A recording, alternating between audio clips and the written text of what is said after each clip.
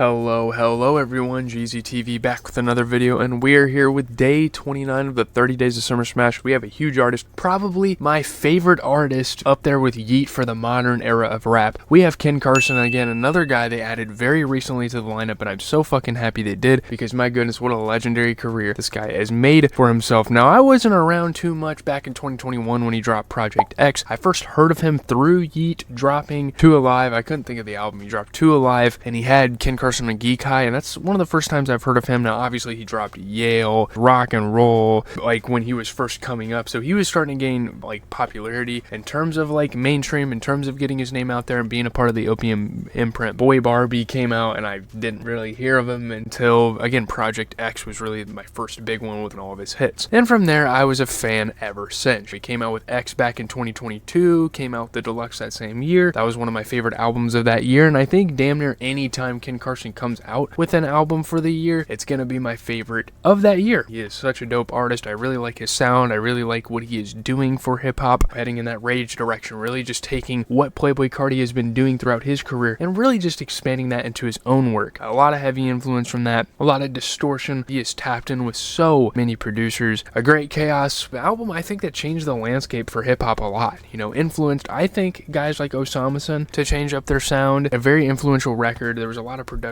There was a lot of beats on there that we had never heard before up until that project. And there's really not a bad song on there. Now, I know a lot of people will come on here and hate that, like, Uzi was on there. You know, Opium fans are weird. I don't think there really is a bad song. Like, even counting the Deluxe. When the Deluxe came out, that was such an awesome time. 7 great tracks, some of them leaks, some of them not. Speaking of leaks, there obviously is a leak culture with Ken Carson. He's so sick, man. His beats and energy in live concert. He still hasn't really mastered the art of performing. He still kind of yells in his mic and it gets kind of outrageous sometimes, but I have seen him twice and I have seen the difference from Lollapalooza back in 2023 and him performing at his own, I think, sold out tour for A Great Chaos, and that was great. And he dropped more Chaos. People thought the Deluxe for A Great Chaos was going to be more Chaos, but he ended up pretty much taking a year off and dropping more Chaos. And I'm gonna be honest, I do like this album, but it is definitely his worst project I've heard so far. I think X is better and I think A Great Chaos is better. And again, he is so early in his career. He has so much room to improve, and he obviously might have an album coming out either late this year or next year, so that'll be very exciting. But more Chaos. I have all sorts of reviews and stuff on my YouTube channel if you guys want to go check that out. If you want my full thoughts on Ken Carson, just get there. There's too much to talk about. You know, he's worked with Lyrical Lemonade in music videos. He's worked with guys like Lil Tecca. He's worked with Playboi Carti, of course, not like officially, but good stuff there. Obviously, him and Destroy Lonely have a crazy tandem. Homicide Gang.